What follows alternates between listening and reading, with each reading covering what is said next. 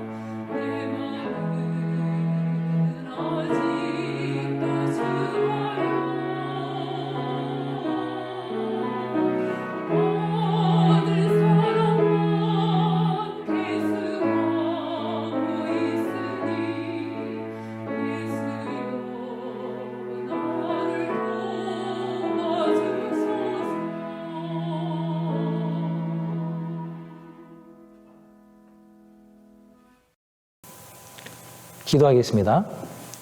사랑과 자비가 많으신 아버지 하나님, 지난 일주일 주의 백성들 잘 지켜주시고 이렇게 다시 한번 우리가 온라인으로 함께 모여 주님을 경배하게 해주시니 감사를 드립니다.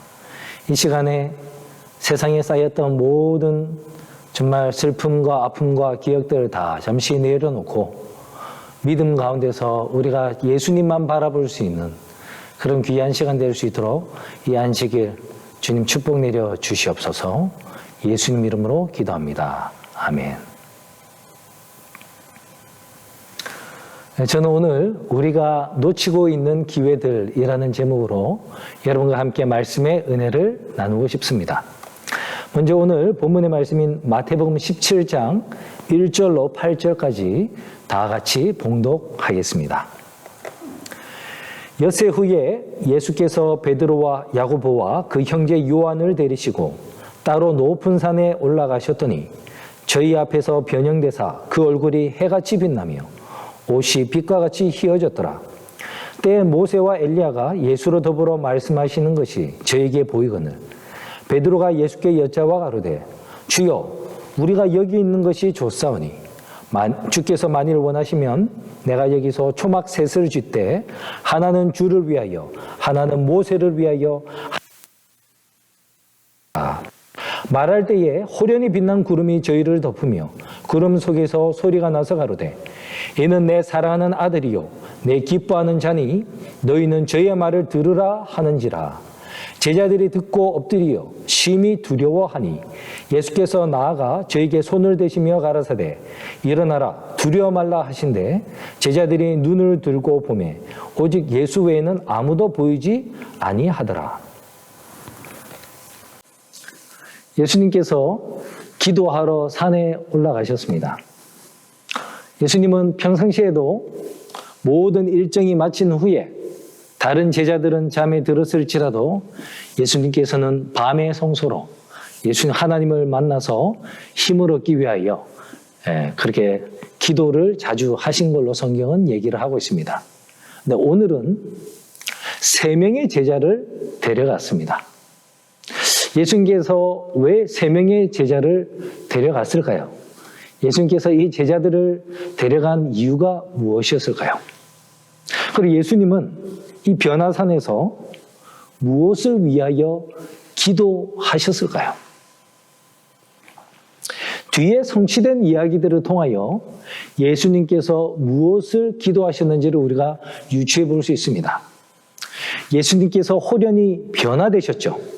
신의 모습으로 인성 가운데 숨겨져 있던 하나님의 형상이 쫙 밝은 빛으로 나타났습니다.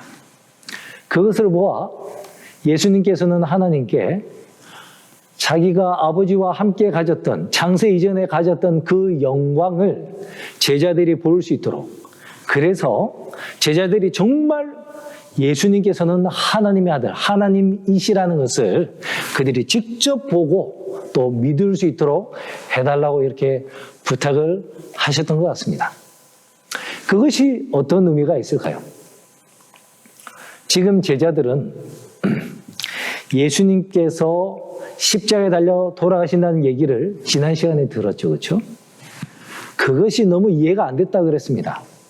그래서 그거를 이해를 해야 되는데 예수님께서 지금 호련히 변화되셔서 과거에는 행하시는 권능과 말씀의 능력으로 이분이 하나님의 아들이다 메시아다라고 믿었지만 이제는 직접 눈으로 보면서 이거는 정말 하나님의 아들이라는 확신을 하게 되겠죠. 그렇죠? 그런데 이 능력 있는 하나님이 나중에 십자가에서 연약한 인간들에 의하여 죽임을 당하시는 겁니다. 분명히 피하실 수 있고 어떻게 막으실 수 있는데 그러지 아니하시고 십자가에 죽으시는 거예요. 그걸 바라보면서 제자들이 이분이 이렇게 죽으신 것은 나중에 그들이 후회하는 것처럼 우리는 이분이 이스라엘을 구원할 자이심으로 믿었노라 이렇게 단식하거나 다른 반대하는 사람들처럼 이분이 정말 메시아가 아니어서 이렇게 되신 건가 이렇게 오해하지 말고 하나님이 죽으신 것은 구속의 역사를 이루시기 위해서 죽으신 것이다. 연약해서거나 그분이 메시아가 아니라서 죽은 것이 아니라 오히려 그분이 메시아시고 하나님이시기 때문에 너와 나의 죄를 위하여 인류의 구속을 위하여 죽으시는 것이다. 그렇게 하심으로 우리가 성소제도에서 계속해서 드려왔던 어린 양이 실체를 만나서 죽으시는구나. 구속의 역사가 지금 이루어지는구나 라고 하면서 하나님께 감사하고 감격하라고 예수님께서 그 모습을 보여주신 것입니다. 그 다음에 모세와 엘리야가 나타나는 모습이 나왔습니다. 자, 모세와 엘리야는 왜 나타났으며 그들은 과연 예수님과 어떤 대화를 나눴을까요? 마태복음에는 기록이 나와 있지 않습니다. 그런데 누가복음에는 그들이 어떤 대화를 나누었는지 기록이 되어 있습니다. 누가복음 9장 31절과 32절을 한번 읽어드리겠습니다.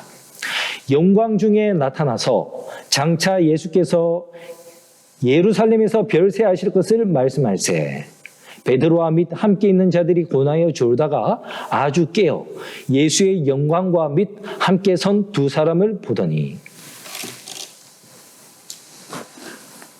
모세와 엘리야가 나타나서 예수님께서 예루살렘에서 별세하시는 것, 즉 죽으실 것에 관한 이야기를 나누었다고 나옵니다. 여러분, 모세와 엘리야가 예수님이 십자가에 죽는 거 가지고 무슨 얘기를 나눴을까요? 얼마 전에 베드로는 뭐라고 했습니까? 예수님 죽으면 안 돼요! 이랬단 말이죠. 모세하고 엘리야도 예수님 죽으면 안 됩니다! 이렇게 했을까요? 아닙니다. 모세와 엘리야는 예수님 죽어주세요 라고 부탁을 했을 거예요.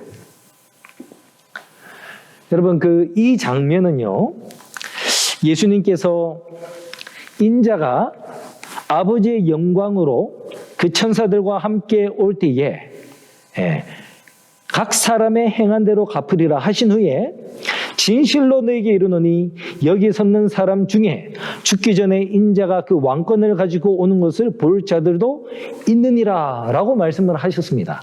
그리고 나서 6일 있다가 이 변화산 사건이 있은 것이거든요. 그래서 훗날에 베드로후서에서 예수님의 강림하심이 공교히 쫓아낸 그런 지어낸 말이 아니라 우리가 직접 눈으로 목격한 바인데 어디서 보았는가? 이미 목격했다 그랬어요. 거룩한 산에서 내가 보았다라고 하면서 이 17장의 변화산 사건이 예수님의 재림의 모습의 그런 표현이었다라는 것을 이해하고 있었습니다. 자, 그래서 모세는 죽은 의인 가운데서 부활하는 그런 이제 사람을 대표하는 것이고, 엘리야는 예수님 재림하실 때 살아서 예수님 맞아서 영접해서 하늘로 승천하는 사람들을 대표하는 거예요. 그런데 여러분, 들으신 것처럼 원래 죽은 사람이 부활하는 것은 언제 있다고요? 예수님이 언제? 재림하실 때. 살아있는 성도가 죽음을 맛보지 않고 하늘에 가는 것도 원래는 언제 있는 사건입니까? 예수님께서 재림하실 때.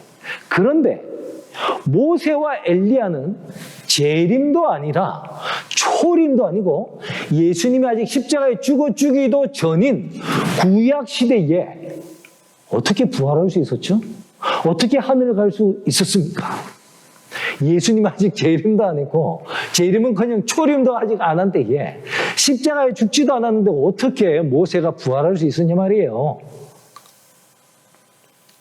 우리가 예전에 조사심판 얘기를 하면서 제가 한번 언급한 적이 있지만, 그것이 가능할 수 있었던 것은 내가 반드시 그렇게 죽을 것이다 라는 구속의 경륜을 발표하신 하나님께서는 약속을 하셨고, 그분은 거짓말을 할 수 없다는 그 변치 못하는 사실이 보증이 되어서, 비록 그 사건은 일어나지 않았지만, 비록 예수님은 죽지 아니하셨지만, 비록 예수님은 아직 재림하지 아니하셨지만, 그렇게 한다고 하신 분이 하나님인데 그 약속이 너무나 정확하고 그분은 거짓말을 할 수 없는 하나님이시기 때문에 아직 일어나지는 않았지만 마치 일어난 것처럼 그 사건의 효력을 수천 년 전에 당겨다가 구약시대에 적용을 시킬 수 있었던 거예요. 그러면 말을 바꾸면요, 만약에 예수님이 나 십자가 지기 싫다, 나 이런 거 너무 무섭다, 어떻게 될지 모르겠고, 그 다음에 이 백성들 봐라, 삐끗하면 나 배반하고 감사치 않는데, 아유 나는 인류를 위해서 죽는 거 싫다, 이렇게 십자가를 안 지면은 이 모세하고 엘리야는 어떻게 되는 겁니까? 예? 보통 이런 케이스는 토해내라 하는데 모세와 엘리야가 하늘에 지금까지 사는 것들 뭐 토해내는 방법이 있습니까? 참 난감하겠죠. 만약이라는 케이스지. 하지만 그래도 굉장히 난감할 것 같지 않습니까? 그래서 모세와 엘리야가 이렇게 얘기를 했을 거예요. 예수님 안 죽으시면 나하고 엘리야 어떻게 됩니까? 큰일 납니다. 예수님 꼭 죽어주셔야 돼요. 근데 여기까지 좀 웃자고 한 소리고요. 예수님, 저희 보십시오. 제 예수님 덕분에 하늘에서 아무런 죄의 결과 없이, 아무런 죄의 유혹 없이 너무나 행복하게 아름다운 천사들과 이런 교제 가운데서 너무나 행복하게 살고 있습니다. 예수님, 그런데 이 땅에 있는 죄인들을 보십시오. 얼마나 악독하고 또 불쌍하며 괴롭게 살아가고 있습니까? 예수님이 십자가를 져주시면 이 불쌍한 사람들도 저희처럼 새 천국에서 정말 행복하게 살 수 있게 됩니다. 그런 예수님, 저희를 보셔서라도 예수님이 마셔야 하는 그 포도주를 마셔주시고 십자가에 달려 우리를 위하여 죽어주십시오. 우리를 구원해 주세요.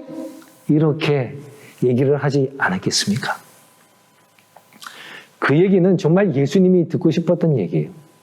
내가 정말 십자가에 죽어야 하는 이유가 무엇이지? 물론 예수님이 아시지만 그 얘기를 구원받아야 할 사람들에게 들어야 된단 말이에요. 그래서 사실은 예수님이 겟세마네 가실 때도 제자들을, 그 동일한 제자들을 데려가신 거예요. 뭐 하기 위해서? 예수님 힘내세요. 예수님 우리를 위해 십자가에 져주십시오. 이겨내십시오. 예수님께 주어진 이 십자가를 끝까지 지세요. 이 격려의 말씀을 듣고 싶었던 거예요. 그렇게 예수님께서 기도를 하셨습니다. 아버지 하나님, 우리 사랑하는 제자들이 아직도 메시아가 뭔지를 모릅니다. 이 제자들은 아직도 제가 왕이 되기를 원합니다. 내가 죽는다고 얘기를 해도 이해를 못합니다. 아버지, 이들이 메시아가 왕이 되기 전에 고난을 받고 죽임을 당할 것을 이해할 수 있도록 도와주십시오. 라고 기도를 했어요. 이 기도들이 응답이 되어서 예수님께서 신처럼 호련히 변화되시면서 엄청난 광채를 뿜어내시는 신성을 나타내시는 분이 되셨고, 하늘에서 모세와 엘리야가 쫙 나타나서 그 모습이 정말 재림의 모습처럼 정말 광음이한 그런 장면이 된 것입니다. 그런데 문제가 뭐예요? 제자들이 잠자고 있었다는 것입니다. 하나님께서 예수님의 기도를 들으셔서 그 응답을 쫙 해주셨는데 정작 제자들은 그 시간에 뭐 했다? 잠들었단 말이에요. 모세하고 엘리야가 예수님과 함께 왜 예수님이 십자가에 달려 돌아가셔야 하는지에 대해서, 왜 고난을 받으셔야 하는지에 대해서 한참 얘기를 나누는데 그 얘기를 들었더라면 제자들이 그 부분을 캐치를 할 수 있었을 텐데 잤다 말입니다. 그래서 어떻게 됐습니까? 눈을 떴더니 이제 십자가 고난에 관한 얘기는 쏙 지나가고 영광만 남은 거예요. 그들은 말라기에서 여호와의 크고 두려운 날이 이르기 전에 내가 선지 엘리야를 보내리니 그가 아비의 마음을 자식에게로, 자식의 마음을 아비에게로 돌리겠다는 그 말씀이 떠올랐을 것입니다. 그리고 그 당시 이 종교 지도자들은 메시아가 오기 전에 엘리야가 와서 모든 것을 준비한 다음에 이제 메시아가 왕으로 나타난다, 이렇게 가르치고 있었거든요. 그러니까 이 사람들이 엘리야를 봤어요. 그러니까 무슨 생각이 났을까요? 오, 엘리야가 이제 모든 걸 다 정리하고 이제 예수님이 왕이 되시나 보다.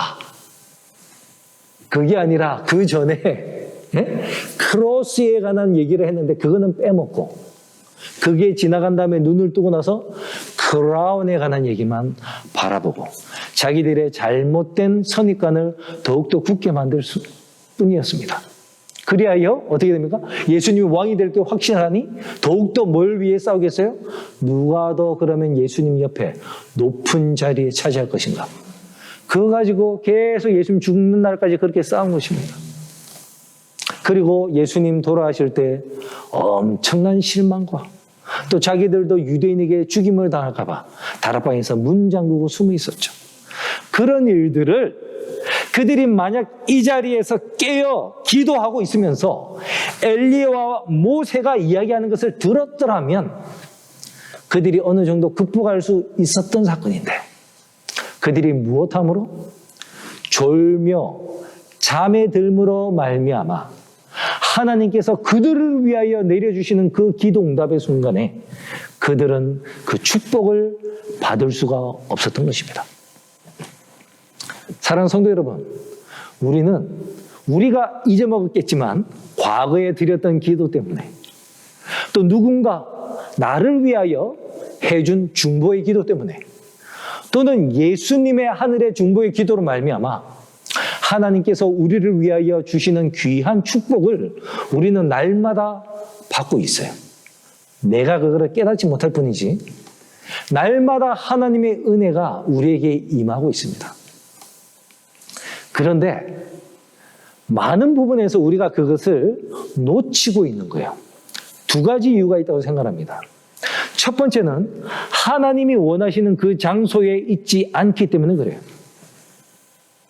하나님이 원하시는 장소는 어디겠습니까?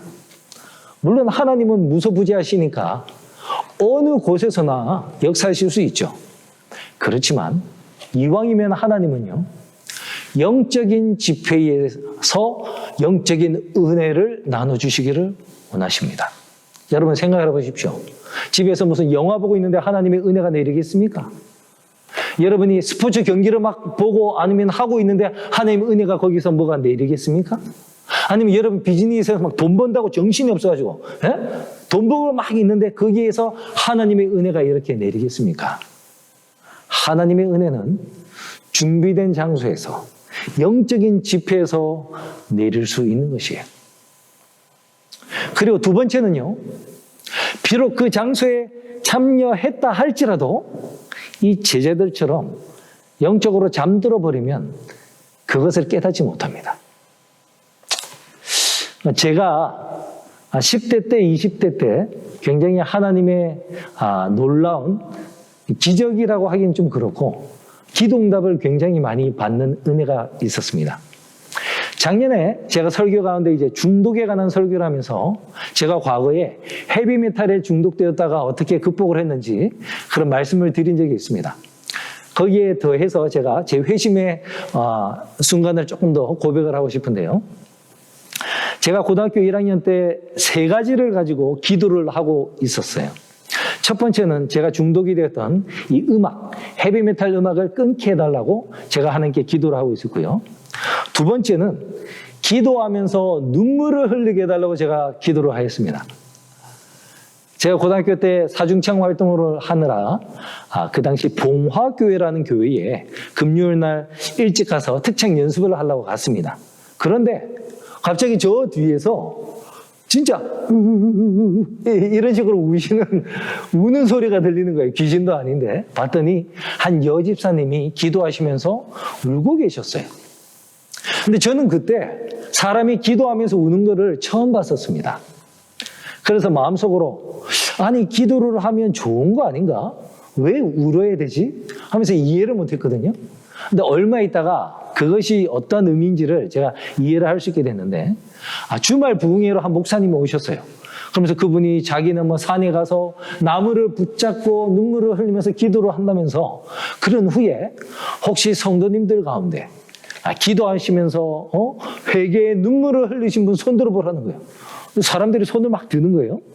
근데 제가 깜짝 놀란 것은 제 앞자리에 앉아있던 저보다 2살이 어리던 중학교 2학년 여학생이 손을 딱 드는 것입니다.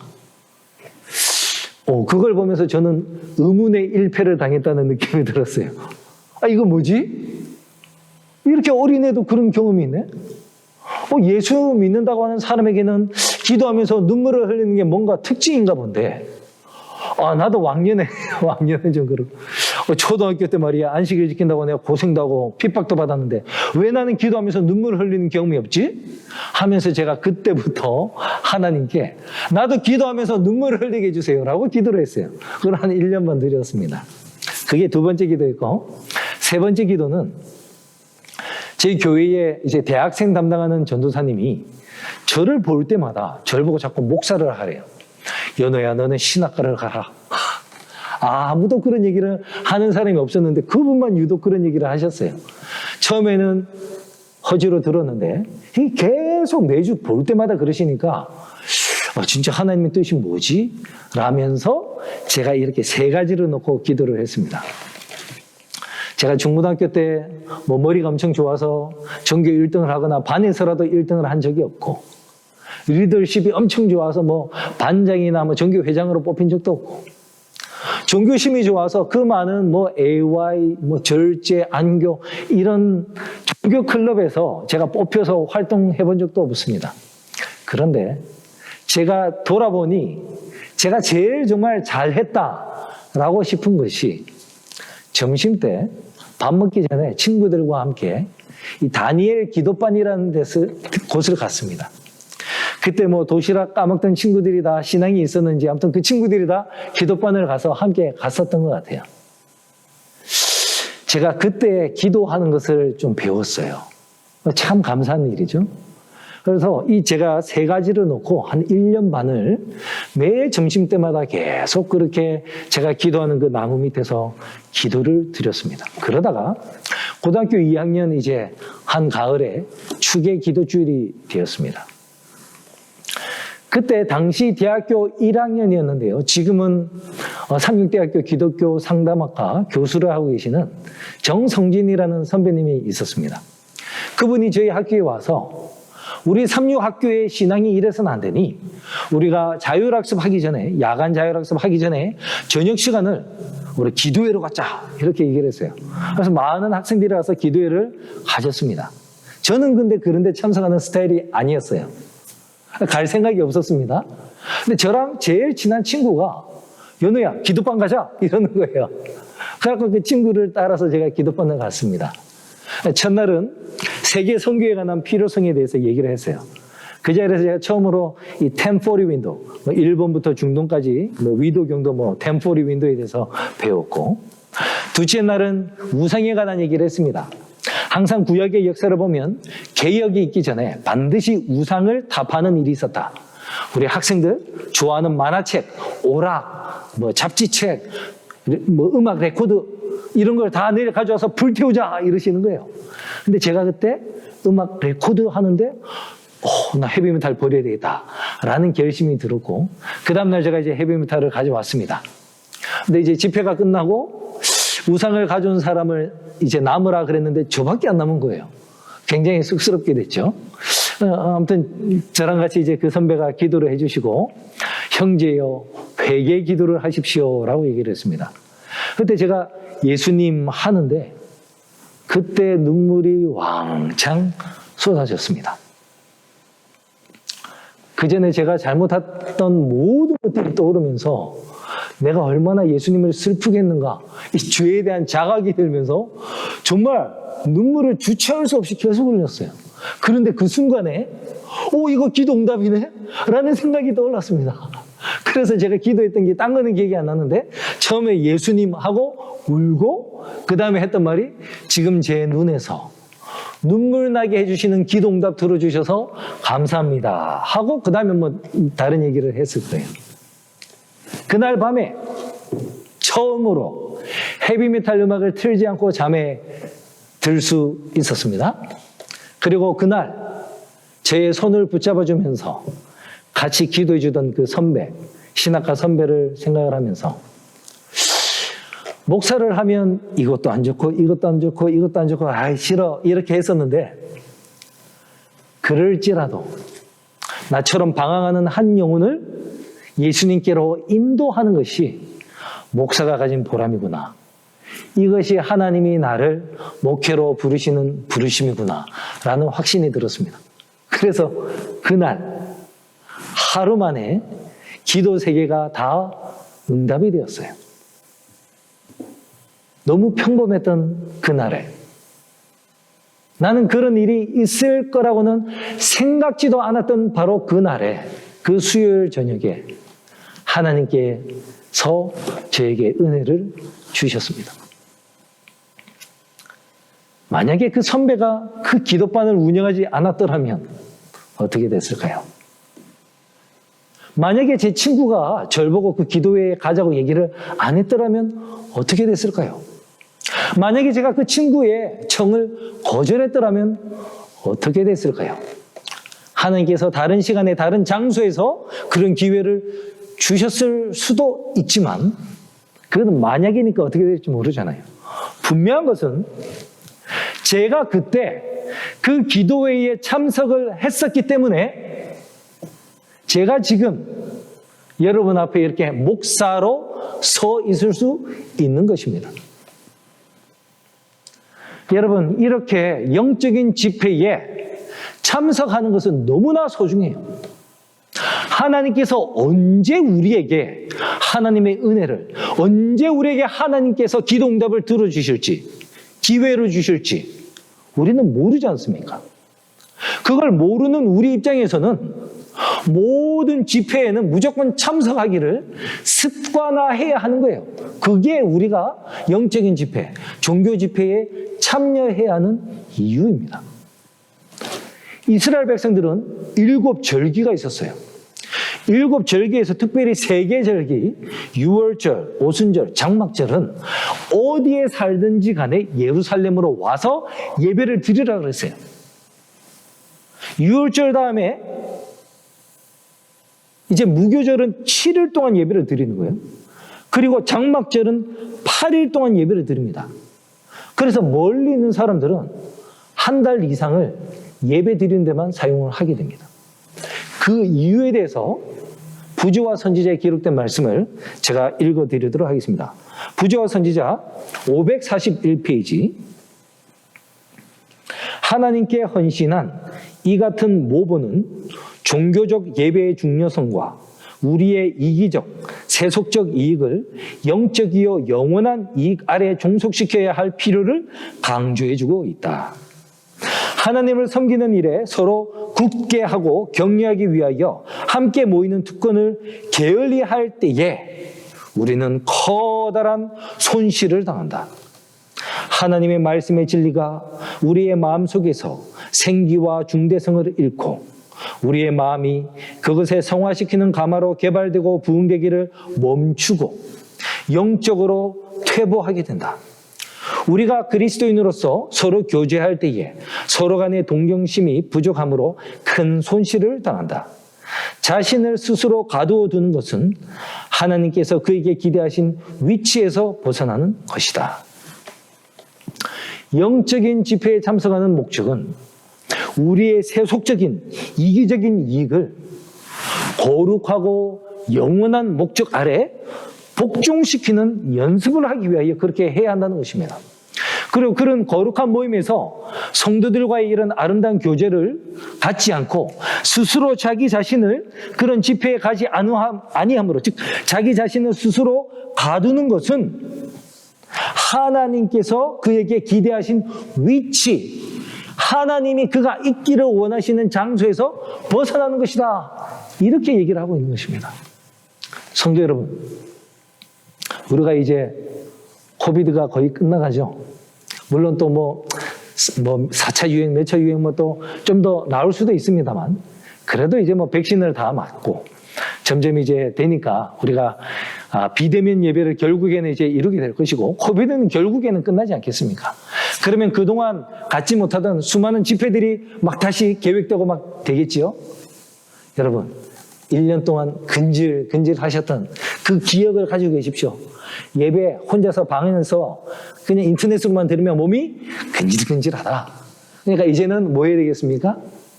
대면 집회에 어디든 참여하셔서 더욱더 우리가 하나님께 열성적으로 정말 예배를 드리고 기도에 참석하고 그러함으로써 하나님이 그때에 우리에게 준비된 약속하신 그 축복과 은혜를 받아 누리게 되시기를 간절히 바랍니다.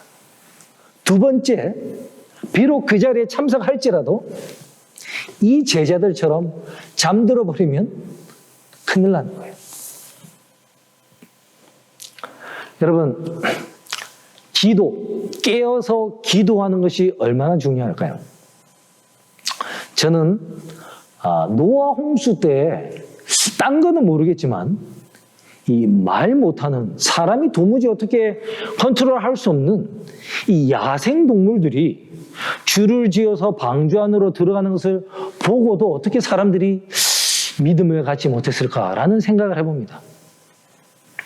그때 만약에 어떤 사람이 노아의 기별을 듣고 하나님께 기도하는 사람이 있었더라면, 하나님, 노아가 지금 이상한 기별을 전합니다.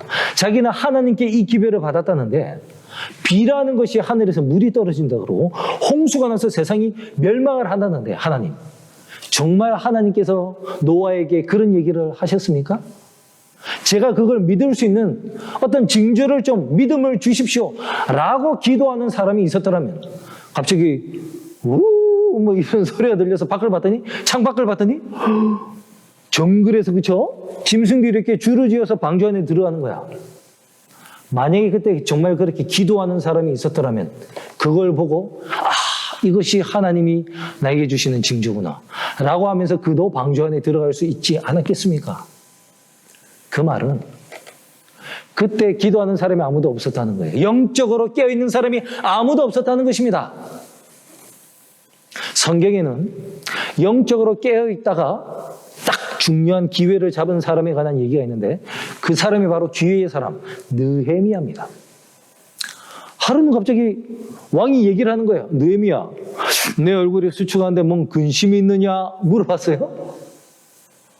그때 느헤미야는 이것이 하나님이 나에게 주신 기회다 하고 잠시 하늘에 하나님께 묵도하고 자기의 사정을 얘기했습니다.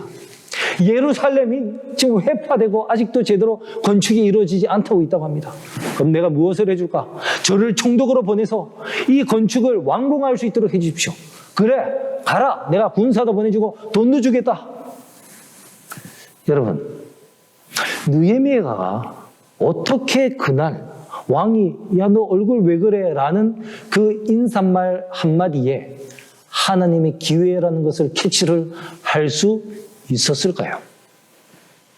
느헤미야 1장 3절과 4절에는 다음과 같이 얘기를 하고 있습니다. 저희가 내게 이르되 사로잡힘을 면하고 남은 자가 그 도에서 큰 환난을 만나고 능력을 받으며 예루살렘 성은 회파되고 성문들은 소화되었다 하는지라, 내가 이 말을 듣고 앉아서 울고 수일 동안 슬퍼하며 하늘의 하나님 앞에 금식하며 기도하여. 느헤미야가 뭐 하고 있었어요? 금식하면서 기도하고 있었기 때문에 그는 하나님이 주시는 기회를 발견할 수 있었던 것입니다. 그가 만약에 기도하지 않는 상태에서 왕이 야, 너 왜 그러냐라고 했더라면 그는 아마 왕이 나를 의심하나? 라는 생각에 왕의 마음을 편안하게 해주기 위해서 왕이 아무것도 아닙니다. 괜찮습니다. 별일 없습니다. 그냥 이렇게 넘어갈 수 있었을 거예요. 그런데 그가 거룩한 목적을 위하여 기도하면서 하나님의 기회를 찾고 있을 때에 왕이 내 얼굴이 어찌 그리 되었느냐 하였을 때 그는 기회를 바라보았던 것입니다. 제가 군대에서 감사하게 하나님의 은혜로 안식일을 다 지켰습니다. 그런데 이제 제대할 때쯤에 제가 이제 기도를 하는데 하나님이 마음속에서 연우야, 내가 너 안식일 다 지킬 수 있도록 도와주었는데 너 왜 안식일을 내 부대의 동료들에게 나누지 않았느냐? 왜 안식일을 전도하지 않았느냐? 이러는 거예요. 그래서 제가 참 마음이 찔렸습니다. 진짜. 왜냐하면 한 명도 제가 안식일 교인으로 전도한 사람이 없었어요. 근데 제가 생각을 해봤더니 전도를 어떻게 하는지 제가 몰랐습니다. 그래서 제가 하나님께 얘기했어요. 하나님, 제가 전도를 아직도 어떻게 하는지 모릅니다. 그러니 제가 이제 제대하고 삼육대학교 복학을 하면 전도하는 팀을 만나서 제가 전도하는 것 좀 배우게 해주세요 라고 제가 기도를 드렸어요. 그랬더니 하나님께서 제가 이제 복학하고 나서 제가 원래는 지역교회 전도사를 가야 되는데 그 두 교회에서 저를 못 오게 막았어요. 우리는 다른 전도사님 받기로 했습니다. 한 군데는 우리 이번에는 학생 전도사 안 받기로 했습니다. 이러는 거예요.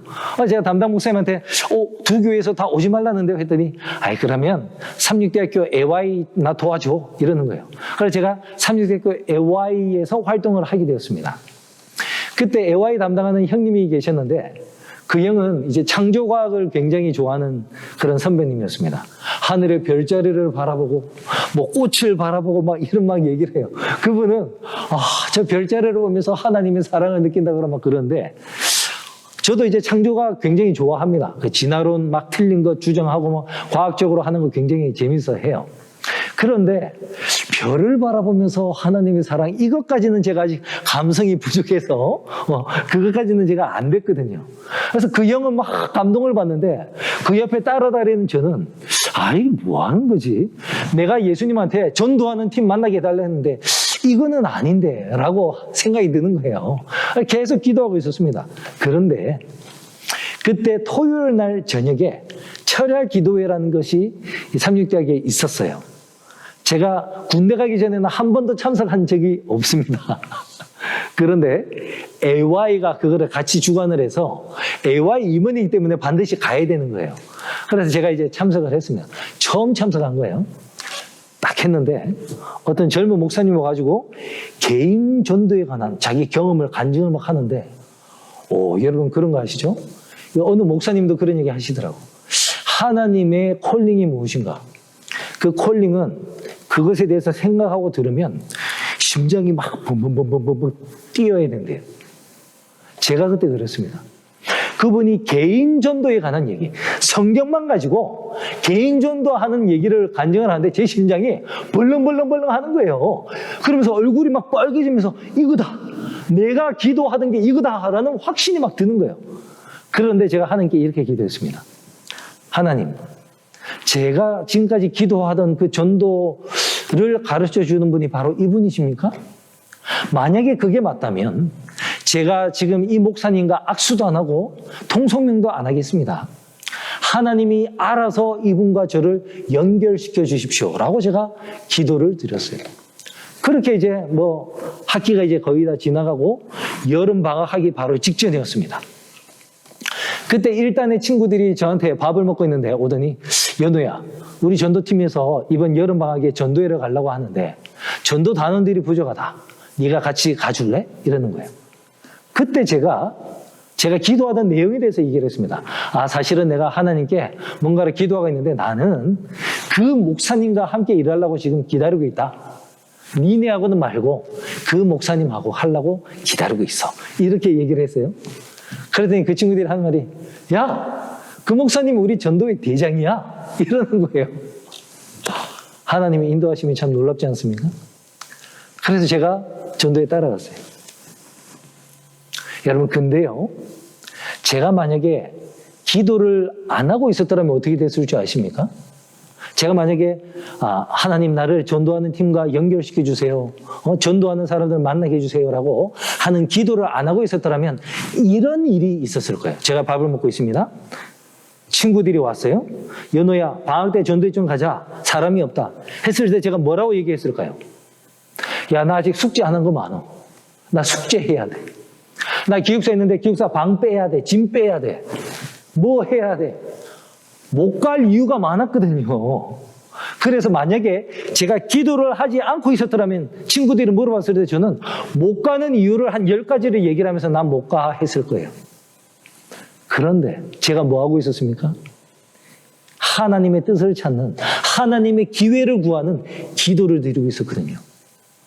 그래서 기도하는 사람에게는 하나님이 기회를 쫙 주시고 그거를 우리가 볼 수 있는 것입니다.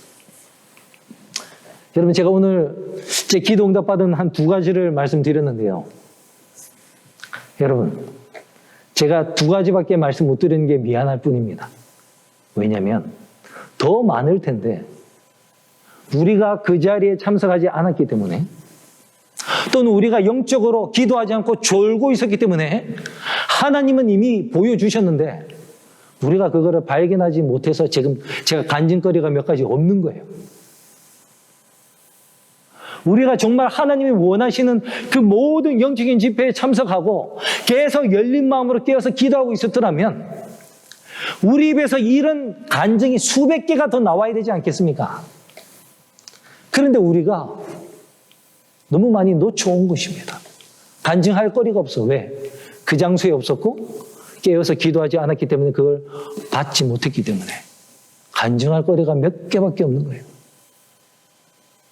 사랑하는 성도 여러분, 하나님은 우리에게 매일마다 그분의 은혜를 나눠주시고 누군가의 기도로 말미암아 하나님의 엄청난 은혜가, 기회가 우리에게 쏟아집니다.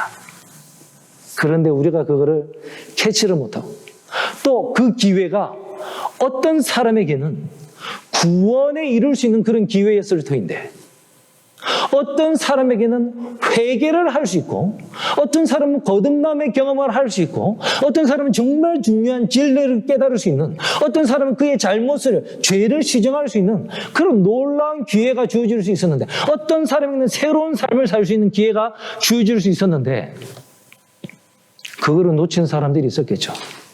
그 사람들에 대해서는 각 시대의 대쟁투에 정말 마지막 심판 직전에 그들이 그 기회들을 다 그때 그거였구나라고 깨닫는 순간이 온다고 나와 있습니다. 제가 그 부분을 한번 읽어드리겠습니다. 대쟁투 666페이지. 기록책들이 펼쳐지자마자 예수님의 눈은 악인들을 주목하신다. 그때 그들이 지금껏 범한 모든 죄를 깨닫는다.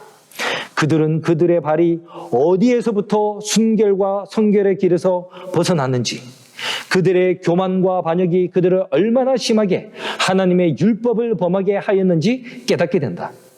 그들을 죄에 빠지게 한 매혹적인 시험을 받은 것, 축복을 무시한 것, 하나님의 사자들을 모욕한 것, 경고를 거절한 것, 완고하고 회개하지 않는 마음으로 자비의 물결을 물리쳐버린 것, 그 모든 것들이 마치 불로 기록된 문자와 같이 나타난다. 맨 마지막에 하나님의 백성들은 새 예루살렘 성 안에 있는 채로 이 땅에 이렇게 내려옵니다. 그럴 때 그 예루살렘 성 안에 있는 사람들을 바라보면서 이 악인들은 시기와 질투로 그 성을 빼앗자는 사탄의 충동에 다시 한번 곡과 마곡의 전쟁을 일으키려고 해요. 그때 이 사건이 일어나는 것입니다. 하늘에서 하나님이 쫙 파노라마를 보여주면서 그들이 하나님이 주셨던 기회를 걷어차버린 기억들이 쫙 나타나는 거예요. 그러면서 그렇구나. 나도 저 성 안에 있을 수 있었는데, 하나님께서 나에게도 기회를 주셨었는데 내가 그것을 저버렸구나.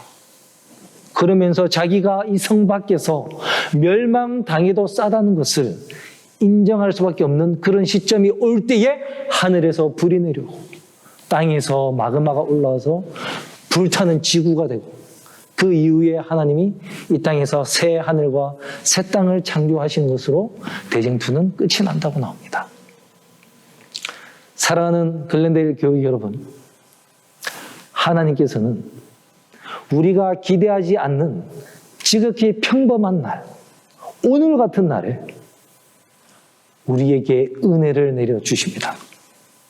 우리를 위한 기회를 주십니다. 아무쪼록 우리 모두가 정말 하나님이 우리가 있기를 원하는 그 영적인 집회에 참여하는 것을 습관화하심으로 말미암아, 또 날마다 하나님이 나에게 무엇을 주실까 영적인 것을 생각하고 갈구하면서 기도하는 가운데 하나님께서 우리에게 주시는 모든 기회들을 다 누리시면서, 주님, 저 영원한 왕국이 이 땅에 내려올 때 저와 여러분도 그 아름다운 새 예루살렘 성 안에 있는 주의 승리한 백성들 되기를 간절히 바라면서 오늘 말씀을 줄이겠습니다. 감사합니다. 마치는 찬미 571장 사랑하는 예수께서 찬미 부르시겠습니다.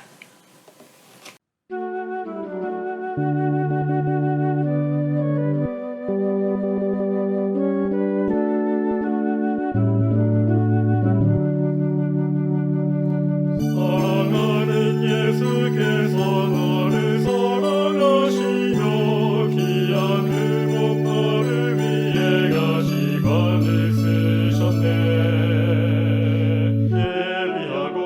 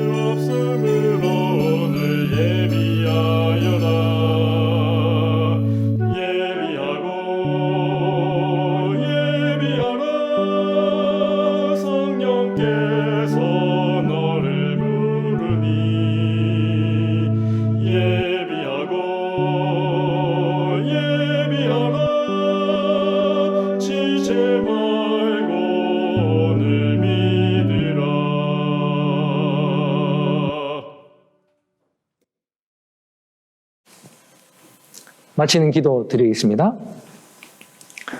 아버지 하나님, 하나님께서는 우리를 너무나 사랑하셔서 정말 우리에게 귀한 은혜를 주시고자 하시는데